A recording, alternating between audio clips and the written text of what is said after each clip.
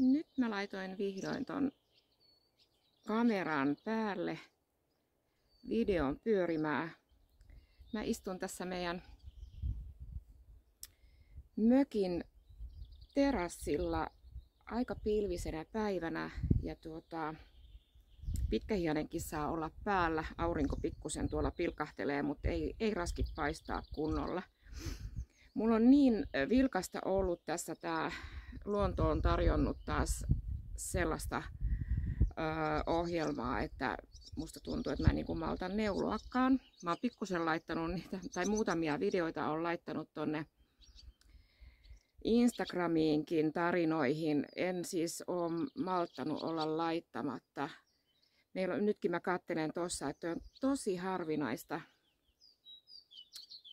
Hitsit, pitäisikö mun näyttää?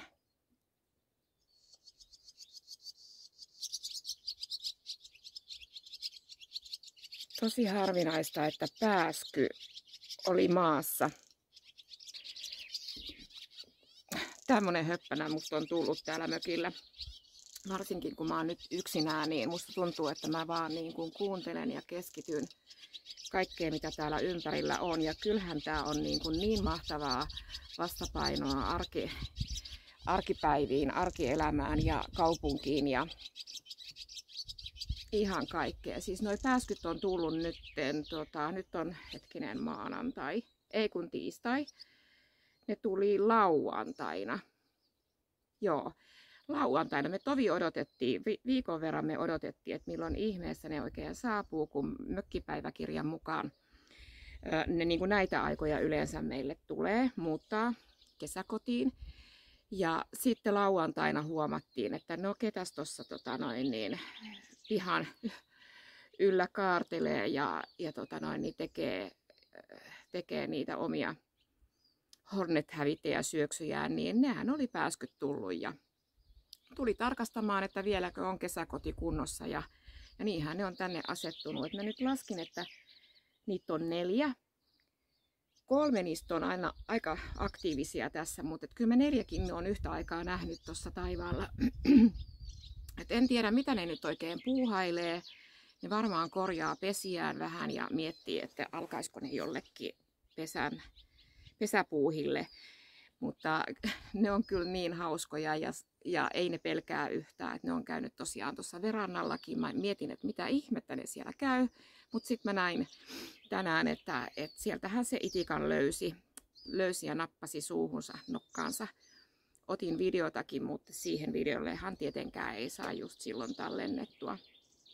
Mutta onhan täällä niin ihanaa seurata kaikkea, että meillä on täällä niinku lintuarsenaalia ihan joka lähtöön. Sitten mä näin ketun, se jolkotteli tuossa viime viikolla saunan nurkalta. Siitä en ihan hirveästi tykännyt, kun mä tiedän, että ne sitten syöpi noita jäniksen poikasia ja sillä tavalla, että ne jäniksetkin saa täällä kyllä ihan vapaasti olla. Kun meidän kesäpaikkahan on keskellä, täällä ei mitään mun mielestä. Meillä ei ole naapureita mailla halmeilla ja tää on aivan niin kuin oman metsän keskellä ja joki menee tuossa.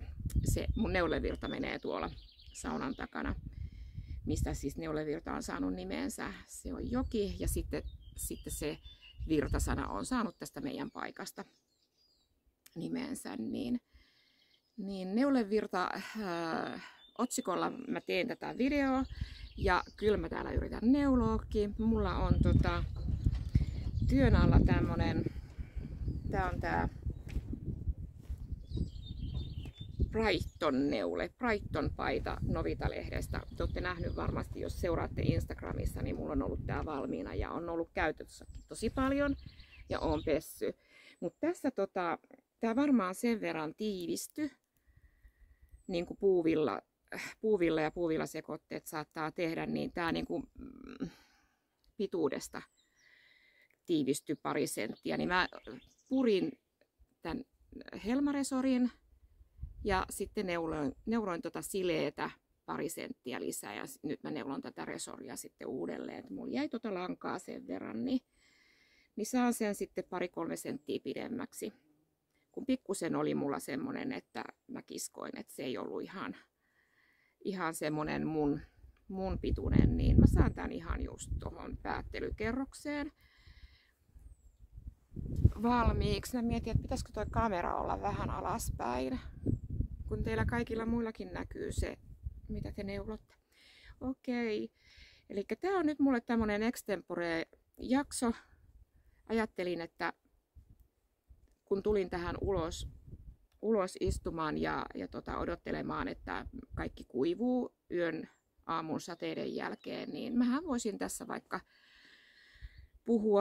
puhua sinne teille katsojille, ketkä mua seuraatte ja ootte nyt tämän videonkin sitten huomannut, niin kun mä kerran höpöttelen näille luonnonlinnuille ja eläimille täällä, niin samahan se on sitten höpötellä juttuja sitten ääneen teillekin. Siitä on tosiaan, taitaa olla kohta vuosi aikaa. Mä en edes ole kattonut, milloin mä viimeksi jakson tehnyt, mutta se taisi olla silloin viime kesän lopulla tai syksyn alkua. Ja tosiaan mä tulin tähän ulos. Mä kuivailin tässä meidän terassilla meidän nämä puutuolit. Mulla on tarkoitus ne, että mä laitan niihin ton puusuojan tuohon istuinosaan. Nämä on aika lailla niin kuin sateen armoilla tässä, kun me ei ole haluttu tähän sellaista katosta rakentaa, että aurinko pääsee sitten kuitenkin paistaan tähän, kun halutaan istua aurinkoisella säällä. Et meillä on tämmöinen iso jättivarjo, mikä on nyt kiinni, ettei se turhaa lepata tuossa, kun pikkusen tuuleskelee. Niin mä kuivailin niitä ensin, näitä tuoleja tuolla rätillä, ne nyt roikkuu tuolla kuivumassa, että sit mä hoksasin, että hitsi vie, että me ostettiin uusi pöytä tähän, semmonen kestopöytä, että se ei ole niinku puinen, vaan mikä toi nyt on pinnalta, siis tämmönen kesto. Se näyttää laminaatilta, mutta eihän se nyt semmoista tietenkään ole. Niin mä hoksasin, että tämmöisellä ikkunalastallahan tämän pöydän saa kaikkein parhaiten kuivaksi. Kun mä meinasin, että rättiä, ne kastui saman tien ihan läpimäriksi, että kuivaa ja kuivaa, niin eikä mitään valmista tuu, niin hain sitten ton. Ja kohta sitten rupean puuhailemaan noita tuoleja uuden pinnan. Sitten mulla on 2 tällaista aitatolppaa.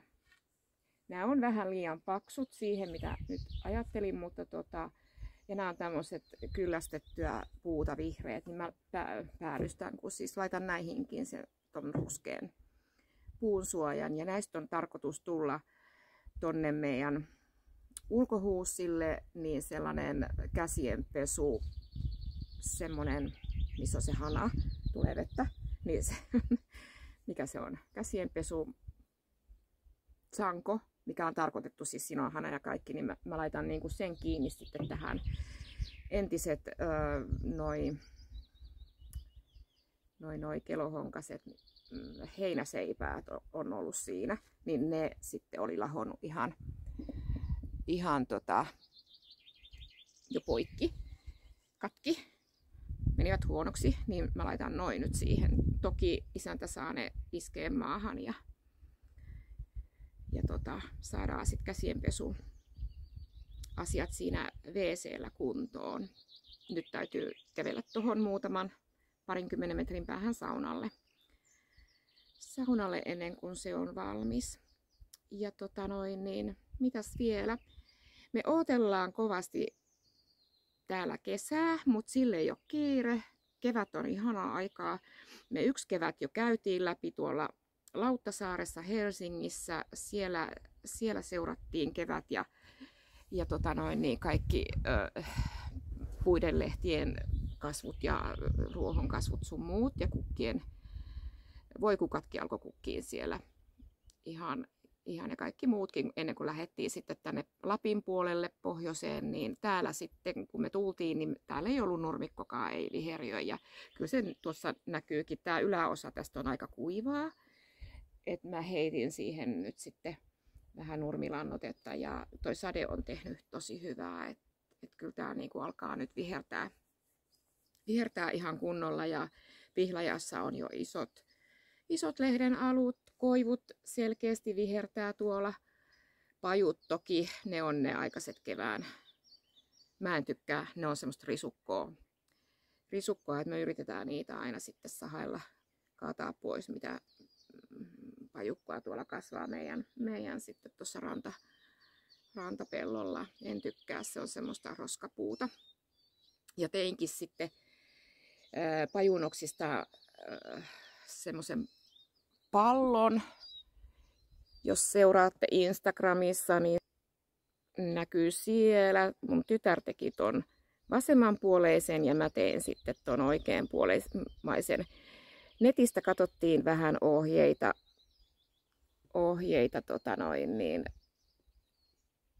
ja onnistuhan se sitten. Anteeksi, mä painoin vahingossa kiinni. No niin, saas nähdä, miten mä onnistun yhdistämään nyt sitten kaksi videon pätkää. Toivottavasti onnistuu. Oi, ja mä jään ihan vinoon, kun mä touhuan koko ajan tämän kameran kanssa. Kiva, kun näkee oman kuvansa tuosta kamerasta, niin mökkiluomuna täällä.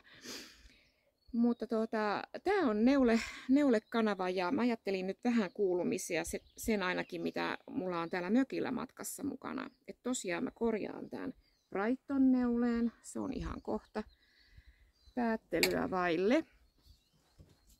Sitten mulla on purkutyön alla, mulla on hihat jo purettu niin tästä mun vanhasta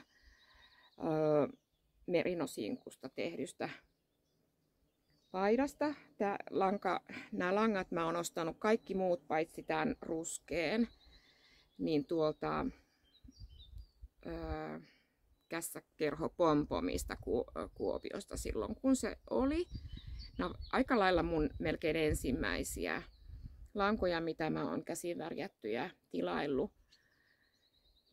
Ja mä tein näistä langoista ton Vertices Unite huivin sen pienemmän. Mutta tää paita, tää on ollut kyllä mulla käytössä, mutta tää on pikkusen semmonen epämukava. Eli tää kaarrokemalli ja liian vähän noita lyhennettyjä kerroksia täällä niskassa, niin tää vetää ylös ja tää on epämukava päällä. Niin mä päätin, mä puran tämän, koska tää ei ole mistään niin kuin nyppyyntynyt eikä mennyt huonoksi ja kulunut kainaloistakaan. Tää ruskea lanka on, muistaakseni mä oon ostanut tämän kädentaitomessuuta mahdollisesti Oulusta. Mä etsin tähän silloin niin kuin yhtä väriä lisää, niin tää on muistaakseni väri pippuri ja tuolta Haukiputaalla oli se joka on kanssa lopettanut värjäilyn, toi velhottaret. Eiku mikä se on? Siis nyt mulla on ihan oikosulku. No kuitenkin, kyllä te tiedätte. Niin tää on nyt mulla purkutyön alla. Mä oon siitä jo tosiaan saanut ihan alkuunsa ja helma sitten seuraavaksi. Ja sitten mulla on, mäpä näytän kerät, kun mulla ei ole enää, sit mä oon purkanut sen jo, niin tällaiset värit on ollut mun Soil-neuleessa. Ja Soil, nyt mulla ei ole muistinpanoja eikä mitään, että kuka sen nyt on sitten suunnitellut sen mallin.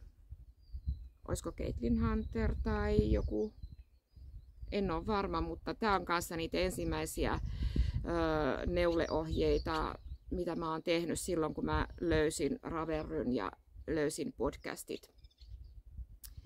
Niin tää harmaa oli tässä niin kuin vasten kasvoja, sitten taisi olla toi petroli ja ruskea ja musta, siis näin. Niin tää paitakin kun mulla oli päällä, niin mulla oli epämukava olo. Tää ei sovi mulle, tai mun mielestä ei niin kuin ollenkaan. Että mä pidin tätä kotipaitana ja sitten mä päätin, että okei, mä puraan. langat on ihan hyviä. Muistaakseni tässä on Onionin lankaa, missä on nokkosta. Ja sitten näistä 3 mä en muista, mitä nämä on. Muistaakseni mä oon ostanut nämä Kajaanista jostakin lankakaupasta, kun ollaan oltu jossakin aluekokouksessa entisen työpaikan porukalla. Niin muistelen, että mä oon ostanut nämä sieltä. Ja nämä on vahvistettua lankaa, kun ei meinaa mennä poikki millään, niin siinä on varmasti sitten vahvike mukana. Et periaatteessa sukkalangoiksikin käy. Mutta katsotaan, milloin mä jaksan nämä kastella ja vyhditä ja kerjää uudelleen, kun nämä on sitä kiharaa purkulankaa. No sitten mä innostuin vielä täällä mökillä, kun pitää aina katsoa kaikki, että onko kunnossa ja onko villasukkia riittävästi ja muuta. Toki mä en nyt muistanut ottaa mitään villasukkia matkaa. Mullahan on niitä valmiita tehtyjä kotosalla, mutta sinne ne jäi. Mutta täällä löytyi miehen saapassukat, jotka mä oon tehnyt todella kauan aikaa sitten. Muistaakseni näistä on kuvakin jossakin Facebookissa. Siis näistä on varmaan aikaa ainakin se 10 vuotta, ellei enemmänkin, tämmöiset hirvisukat. Jossakin lehdessä on ollut näiden malli. En yhtään muista, et kenen, mutta mä oon nää tehnyt jämälangoista. Tässä nyt mä huomaan, täällä on eri paksuisia lankoja ja vähän tommosia. Joo, no kuitenkin varret on kestänyt tosi hyvin, mutta sitten mun mies hän ei ole suoraan sanonut, mutta mä oon vähän huomannut, että nämä on jäänyt vähemmälle käytölle. Et musta tuntuu, että nämä ei ole pysynyt oikein jalassa, että se on valunut sinne jalan alle. Et tässä oli aika pitkä tää kanta. Ja sitten tässä oli, mun mielestä tää oli vähän niin kuin liian leveä tämä jalkapöydän pää. Ja mun mielestä siinä olikin ihan liikaa silmukoita. Et nyt mä niin kuin mä kantapäästä purin pari kerrosta pois. Mä laitoin nyt niin kuin tavallaan oikeaoppisen määrän, eli sen puolet silmukoista kerroksia tähän, kun tässä on niin kuin, tässä oli 16 per silmukka, siis per puikko, 3,5 puikot, ja tää on Novita 7 veikkaa, ainakin sen paksusta. Uskon, että on 7 veikkaa. Niin mä purin sitten pari kerrosta tosta, että siinä on niinku se 32 kerrosta. Ja rupesin sitten tekemään tätä mikä tää on, lapaosaa uudelleen. Ja siinä oli sellaisia kuvioita tuolla kärjessä näistä samoista väreistä, mitä tässä on tässä varressakin, että saa nähdä, käytänkö mä sitten vielä tonne varteen, mutta että lanka kyllä riittää uuteen kärkeen, niin nämä on nyt mulla työn alla, ne tuleekin varmaan ihan nopsaa, kun on paksu lanka ja paksut puikot, niin teen uudelleen, niin saapi sitten käyttöön. Noin. Mitäs mä vielä sitten? No sit mä otin matkaan mukaan, mä ajattelin, että mä näytän teille. Mä oon tehnyt joskus, näistäkin on kuva Instagramissa varmasti ja voi olla, että Raveryykin on laittanut, niin tällaiset ihan villaset nilkkasukat. Ja tää on muistaakseni ton Kässäpuodin Annan ohje ja myös lanka on sieltä tilattu.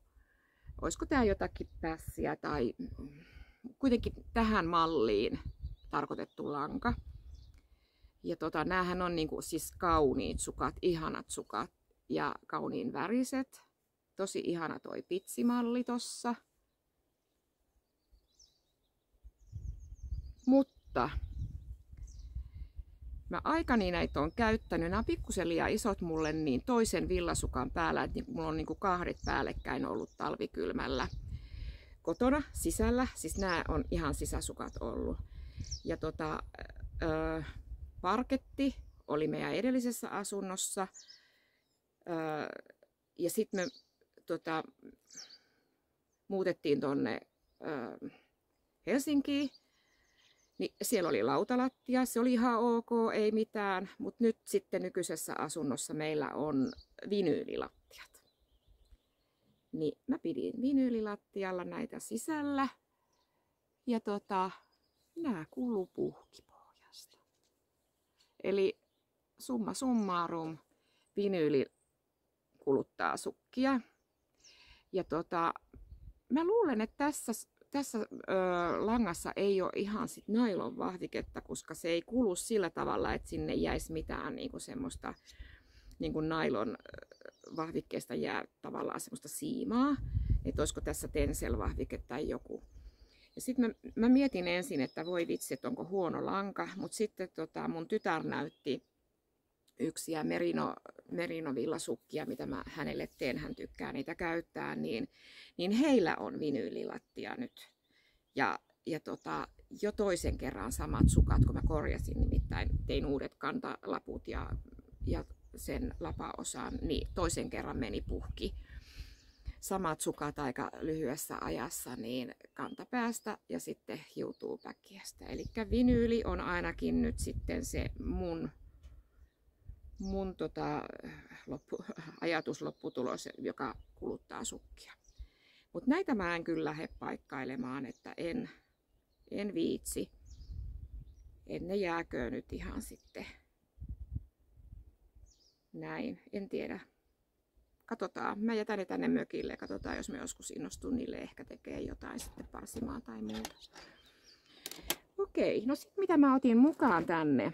Auto oli aika täys, kun me lähdettiin Helsingistä ajamaan tänne Lapin puolelle, niin mulla on tämmönen, mitä nää nyt on, iso kestokassi, kaupan kestokasseja, niin sen otin täyteen mitä nyt mahtui, niin mulla on täällä keskeeräisiä töitä, vähän niin kuin matkaneuleita ollut, niin mulla on tämmöiset sukat, merinovillaset sukat, joita esimerkiksi mun tytär tykkää käyttää, niin nämä on jämälangoista, mä teen tällaisia. Tässä on monenlaista lankaa, et en lähde nyt erittelemään mitä nämä on. Nämä on merinosinkkuja, sukkalankoja, jämäkeriä, joita mulla on oikeasti, löytyy tosi paljon. Eli tässä on nyt tommosia harmaa sinisiä vihertäviä värejä. Niistä tulee tommoset nilkkasukat. Ja sitten mä otin mun keskeeräisen oikea vippi, siis kertakaikkinen vippi, jos mä saisin tätä nyt innostuttua auringon valossa. Niin täällä on mustaa, piikin mustaa. En tiedä mitä tulee lopputulemaan, kun mä saan tämän valmiiksi, mutta kyllä mä kovasti yrittänyt oon. Mä nyt matkin vaakaa, tai mikä se on se nupun paita, missä on niin kuin vuorotellen merino ja sitten tuosta näkyykin ihan kivasti, että vähän raitaa näkyy läpi merinoa ja sitten mohairia. Pitkähihainen niin neuletakki. Mulla on niin kuin tässä vaiheessa tää on nyt ihan omalla mallilla, siis mulla ei ole mitään, ei minkään valtakunnan noita silmukkamääriä, ei mitään, mä vaan mittailin ensin mä laskin niinku silmukoita tosta, mulla on nimittäin Arvetasta tää itse merinolanka ja sitten tiiliä mulla löytyi kotoa ja Arvetta, siis nämä on molemmat mitä multa löytyi kotoa, niin mä oon tehnyt tästä yhdistelmästä ton No Frills cardiganin. Älkää nyt sitten, tai saatte nauraa, jos mä muistan väärin ja puhun ihan höpöjä näistä nimistä, mutta sen Petit Technitin neuletakin, mitä mä oon käyttänyt tosi paljon, niin siitä mä laskin sit vähän niin kuin silmukkamääriä ja mietin, että paljon mä laittaisin, mä tekisin semmoisen lyhyehkön tai tohon vyötäisille olevan neuletakin. Ja onhan tää nyt menossa jo toinen hiha tuolla, helman mä jätin kesken ja sitten tästä tulee tämmönen pyöreä tää kaula pääntie, niin se on pelkkää Arvetta. Että pahoittelen ja anteeksi, jos matkin itse neuleohjeiden tekijöitä, mutta kun mä oon kuunnellut ja katsonut ja päätynyt siihen, että ihmiset tykkää valtavasti, kun niistä tulee niin keveitä niistä neuletakeista, vaakasta ja sitten siitä paidasta, mikä se nyt oli nimeltään, sen nupun paita. Ja Elton cardigan on kanssa samalla tyylillä tehty, niin mä sitten rupesin ihan omasta päästä tekemään, että katsotaan onnistuuko ja milloin mä saan sen valmiiksi. Niin se odottaa nyt sitten, otin mä sen mukaan. Katsotaan, milloin innostun jatkamaan sitä. No sitten mulla on kesken täällä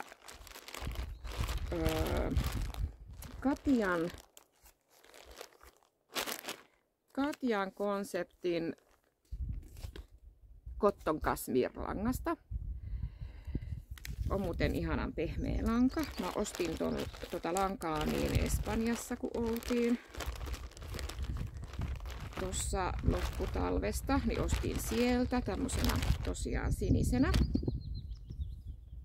Lemmikin sininen tai vastaava. Niin mulla on nyt tässä vaiheessa menossa, eli tästä tulee toi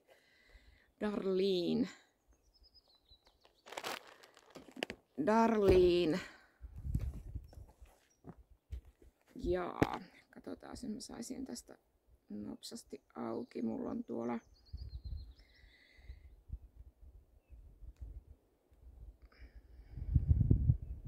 ihana kun tuo aurinko paistelee. Se kyllä vähän sirisyttää silmiä, mutta mä oon näköjään tallentanut Darjeeling. Miten toi lausutaan? Blause. Darjeeling blause. Katsotaan, jos mä saan näytettyä niin, että ei toi aurinko hirveästi.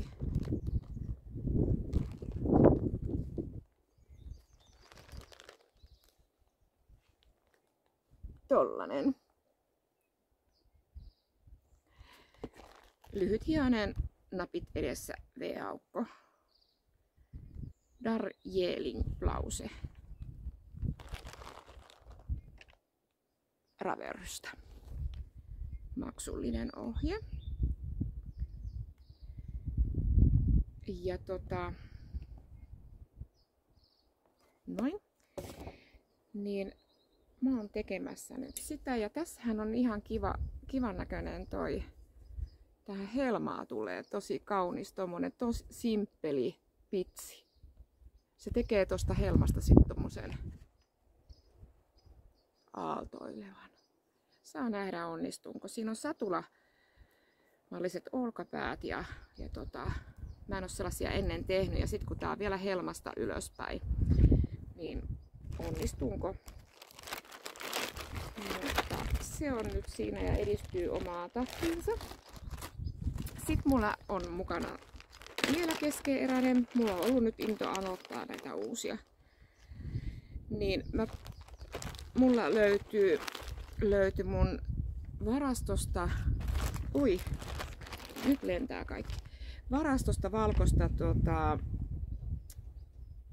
tynlineä, Sandesgaardin tynlineä. Ja sit mä purin yhden Ankerstiin, minkä mä olin tehnyt tästä samasta langasta.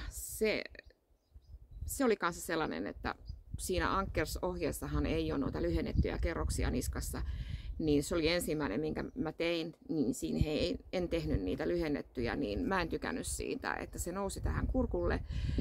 Olen pitänyt kyllä ja se lankakin oli, siis olen pessyt sitä paitaa, mutta se lanka oli pysynyt kyllä ihan hyvänä, että mä purin sen ja mä lisään sitten nyt sitä lankaa tähän. Eli mä teen tästä sen, tääkin on nyt helmasta aloitettu. Täällä on kanssa samantyyppisesti tälleen tää pitsi. Niin tästä tulee se olkaimet, semmonen toppi. Tää nostalgiatoppi, jonka on tehnyt myös toi ihanan villaista Laura. Silloin kun hän näytti sitä, siitä on jo aikaa, niin mä oon laittanut to-do-listalle, niin mä ajattelin, että mä Nyt aurinko paistaa, niin se ei näy tässä, mutta se on semmonen, pistetään valot ihan täysille, ei se silti näy. Eli siinä on niinku koristenapit 4 tässä edessä, sit kapeat olkaimet, niinku ihan toppimallinen. Turha näyttää, ei se näy. Niin se edistyy nyt sitten täällä helmasta ylöspäin. Sattunut nyt sitten näitä tämän mallisia ohjeita mulle.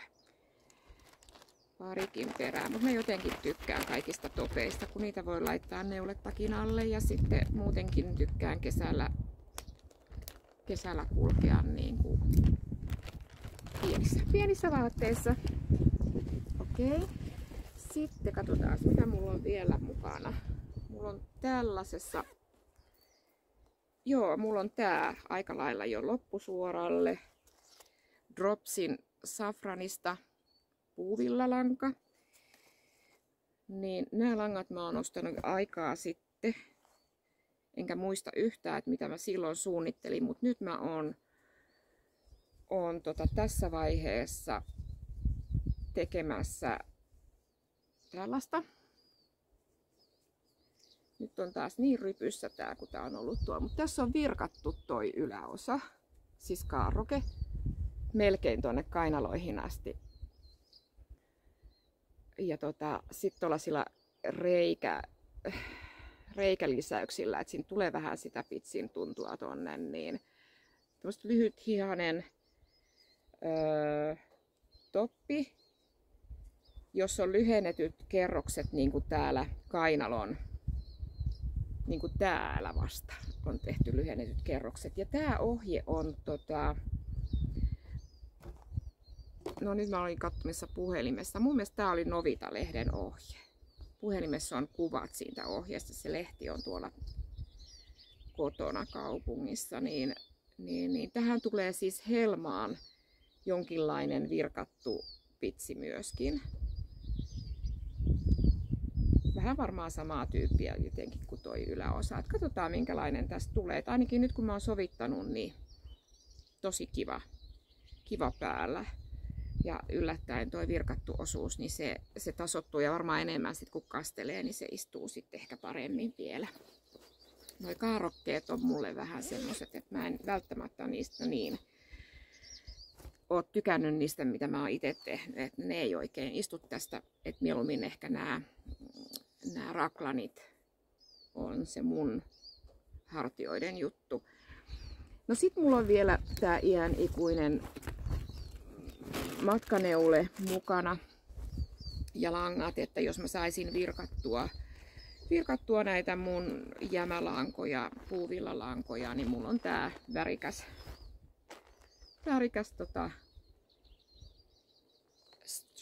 strips, eli mitä monet muutkin virkkailee peittoa, niin mä laitan mun puuvillajämät, mitkä on jäänyt mun tosta yhdestä virkatusta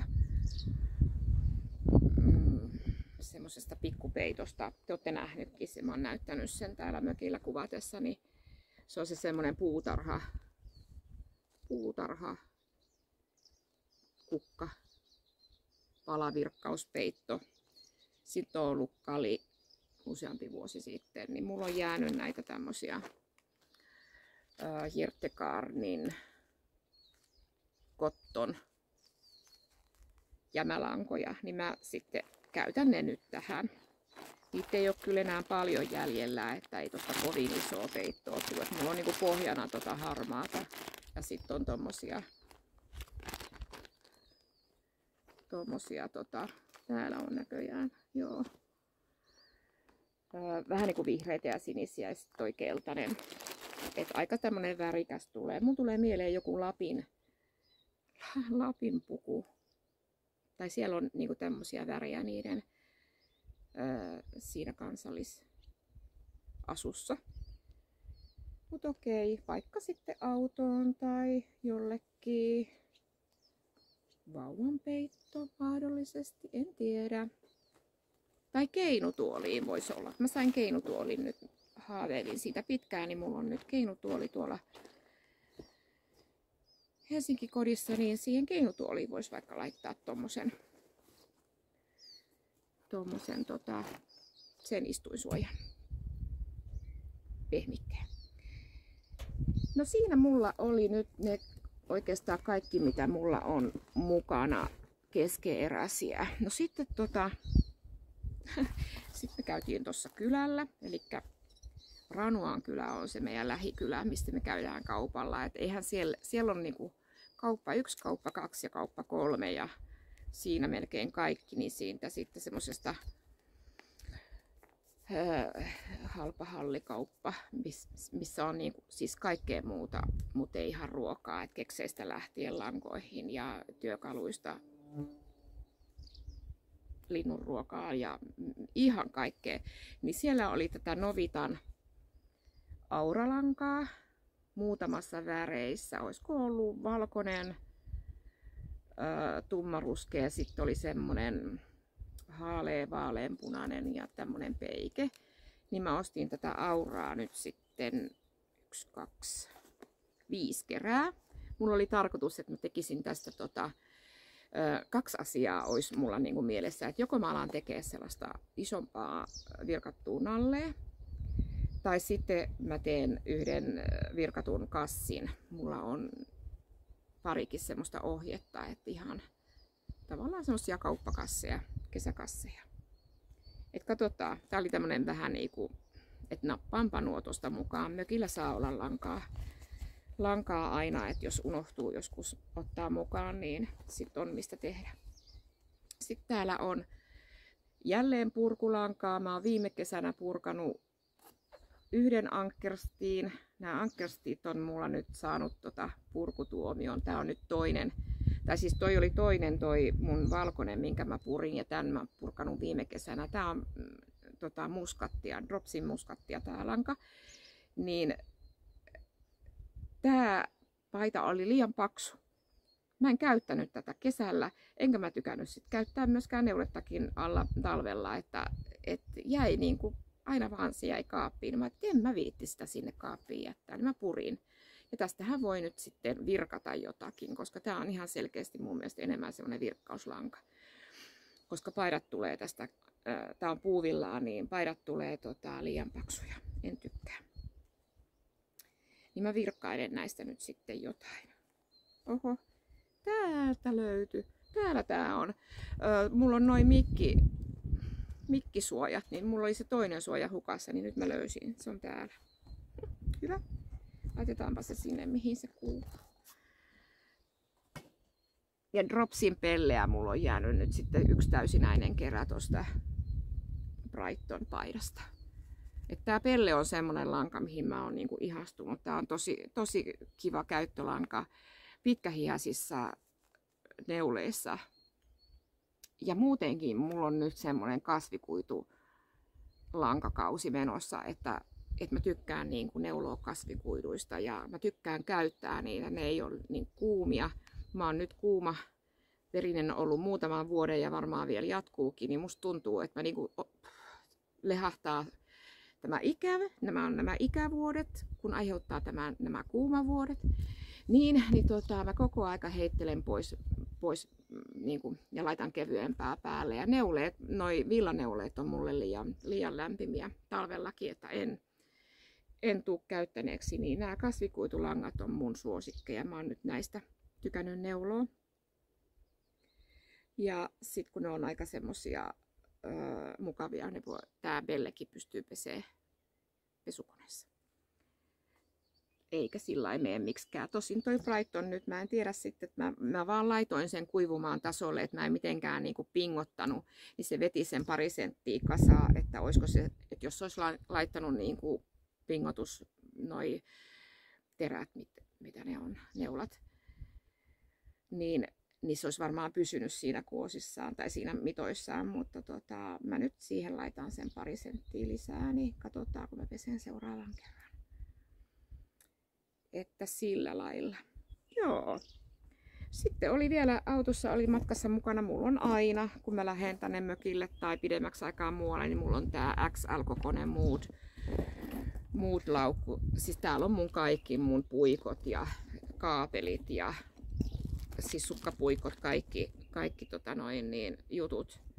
Muun muassa nämä mikrofonit, ei kuulokkeet kuin mikrofonit. Ja, et jos mä satun innostua kuvailemaan pitkänkin tauon jälkeen, sit mulla on tämmönen ihana lemmikin värinen Marimekko-pussukka, missä mulla on. Tämä on saanut mun entisen työpaikan esimieheltä lahjaksi, niin täällä on mun kaikki nämä tämmöiset matkalla olevat mukana tilpehöörit, mulla on silmukkamerkit, pikkusakset. Sitten mulla on muuten olemassa kyllä ne toisetkin sakset, ne sellaiset ihanat. En mä vaan tiedä, ne on ne haikarasakset, kurkisakset, niin nekin on jossain. Ja sitten mulla on täällä virkkuukoukkukin, oma tekemiä silmukkamerkkejä. Siellä muuten on tommonen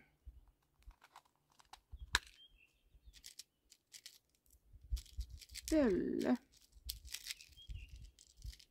Tää on mun ihan kaikkein lemppari. Mä rakastan pöllöjä. Miten mä näytän? Noin.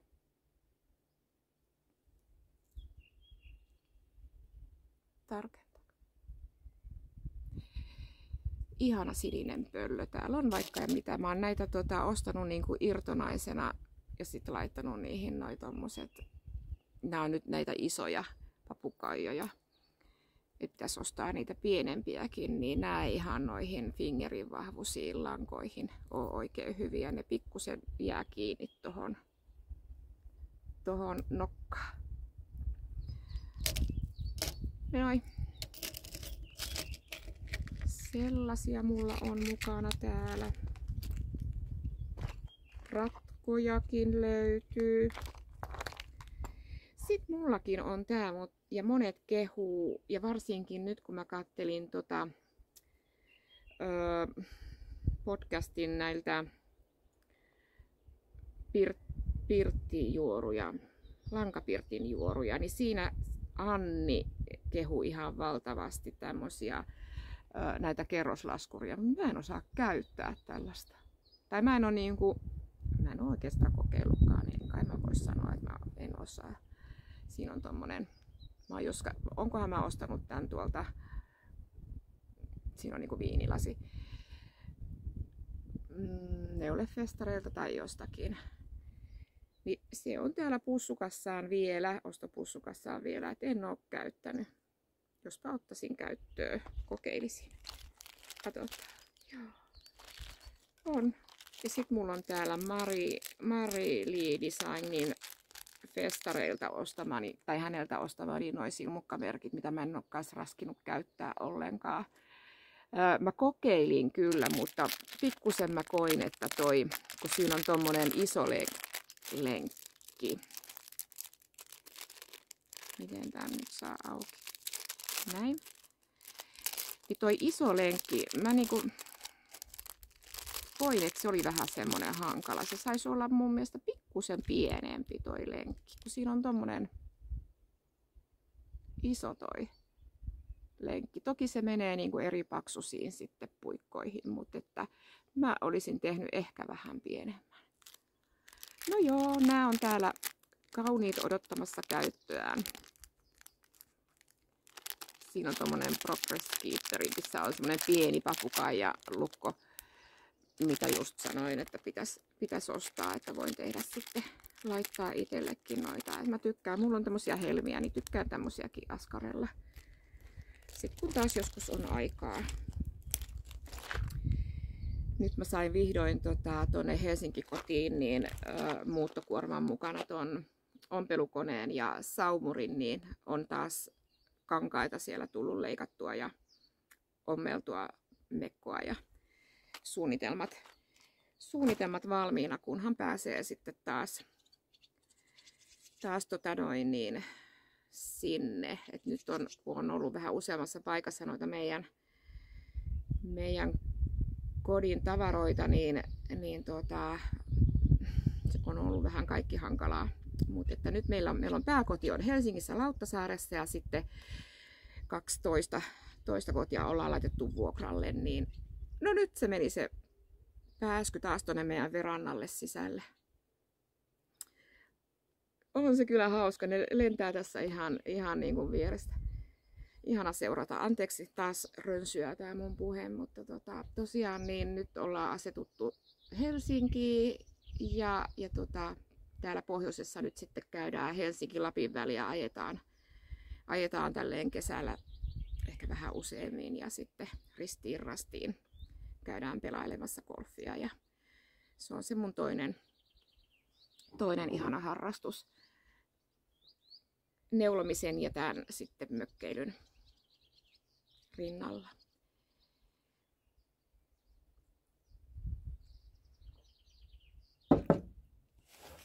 Mulla on muistikirjakin mukana. Täällä on mun kaikki aikaisempien podcastien rungot. Ja mulla oli tarkoitus tehdä muistiinpanoja nyt tässä ja suunnitella niin kuin ihan kunnollista jaksoa ja että mä olisin laittanut viltin tonne pihalle niin kuin aikaisemminkin. Ja sitten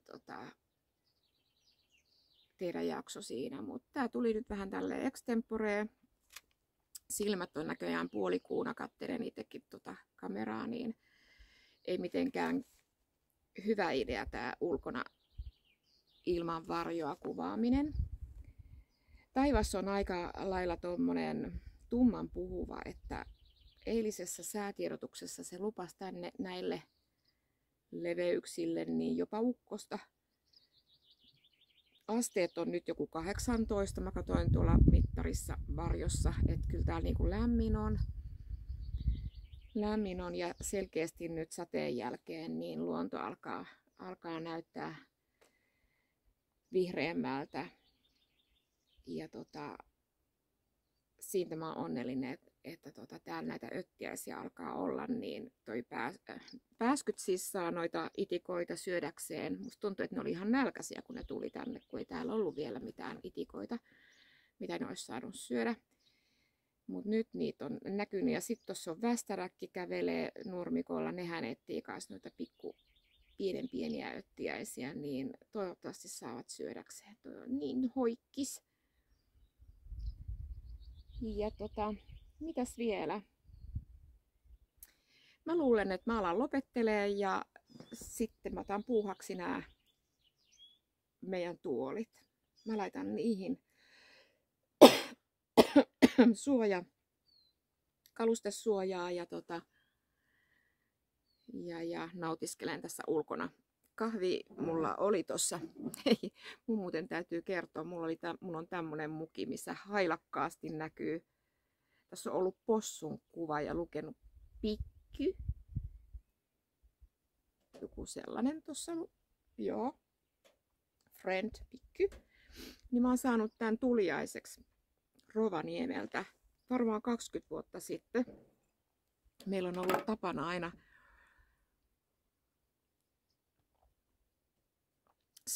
silloin ennen, kun lapset oli pieniä, niin aina kun joku oli jossain reissussa, niin piti tuoda tuliainen. Niin mun mies oli jossain jollakin työreissulla Rovaniemellä. Mä sanoin, että tuliainen pitää tuoda, niin hän toi mulle tämmöisen mukin. Tää on ollut käytössä kaupunkikodissa ja pesukoneessa mä oon tämän pilannut. Tää on täällä mökillä ollut ja tästä mä kummasti aina joka aamu sen kahvin juon, että osoittautunut mun mukiksi. Vettä mulla on tämmöisestä ihan kyläkaupasta ostetussa mukissa. No niin, pitemmittä puheitta. Oikein ihanaa kevättä sinne teille joka puolelle Suomea ja kesää odotellessa. Jospa mä innostun kuvaamaan tuossa pihalla nyt sitten, kun se varsinainen kesä saapuu ja vähän enemmän vielä noita kukkia tuolla innostuu kukkimaan, niin katsellaanpa ja kuunnellaanpa kevättä. Moikka!